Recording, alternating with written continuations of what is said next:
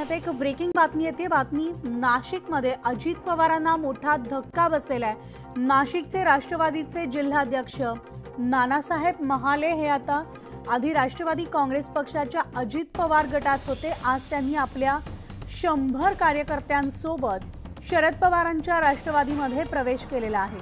तर बारामतीच्या गोविंद बागेत हा पक्षप्रवेशाचा कार्यक्रम पार पडलेला आहे। आताची आपण ही मोठी ब्रेकिंग बातमी पाहतोय ती म्हणजे नाशिकमध्ये अजित पवारांना मोठा धक्का बसलेला आहे।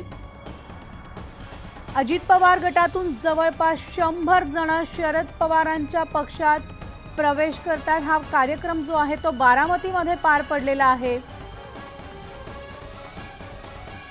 तर आज शरद पवारांच्या उपस्थितीत हा प्रवेश पार पडला असल्याची माहिती माजी आमदार नितीन भोसले यांनी दिलेली आहे। नाशिकचे राष्ट्रवादीचे जिल्हाध्यक्ष नानासाहेब महाले हे आधी राष्ट्रवादी काँग्रेस पक्षाच्या अजित पवार गटात होते। त्यांनी आज आपल्या 100 कार्यकर्त्यांसोबत शरद पवारांच्या राष्ट्रवादीमध्ये प्रवेश केलेला आहे आणि बारामतीमधल्या गोविंद बागेत हा पक्षप्रवेशाचा कार्यक्रम पार पडलाय।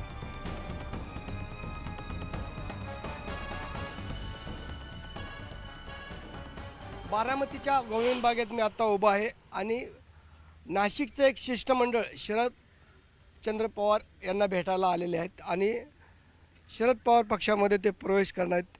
शरद म्हणून हे आपल्याबरोबर अध्यक्ष आहेत, त्यांना आपण विचारूत 100 जण शरदचंद्र पवार गटामध्ये प्रवेश करणार आहेत अशा आपल्याला बातमी मिळाली, काय आहे? मुळामध्ये नानासाहेब महाले हे राष्ट्रवादी काँग्रेसचे पवार साहेबांचे पहिल्यापासून खंदी समर्थक आहेच।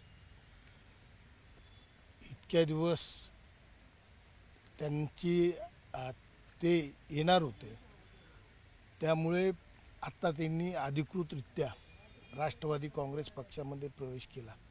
मागच्या काळात सुद्धा ते उपाध्यक्ष म्हणून त्यांनी कामकाज पाहिलेलं आहे। निरीक्षक म्हणून ते नंदुरबारमध्ये सातत्यानं असायचे, तिथे कामकाज पाहिलेले आणि आमच्या नाशिक शहरातलं मोठं वैभव आहे। नाशिक जिल्ह्यामध्ये आणि शहरामध्ये याचा मोठा फरक होणार आहे। आज जरी 100 समर्थक आलेले, 100 नेते आलेले त्यांच्यासोबत असलेले, बाकी कार्यकर्त्यांची फळी ही फार मोठ्या प्रमाणात त्यांच्या पाठीमागं आहे आणि त्यामुळे या ठिकाणी शहरामध्ये आणि जिल्ह्यामध्ये राष्ट्रवादीची ताकद वाढवण्यासाठी त्यांच्या प्रवेशामुळे, त्यांच्या या सर्व सहकारी नेत्यांच्या प्रवेशामुळे मोठी ताकद राष्ट्रवादी काँग्रेस पक्षाला मिळेल आणि त्या माध्यमातून विधानसभा असेल, नाशिक महानगरपालिकेच्या निवडणुका असतील, जिल्हा परिषदेच्या पंचायत समितीच्या निवडणुका असतील, याच्यावर मोठ्या प्रमाणात परिणाम होणार आहे।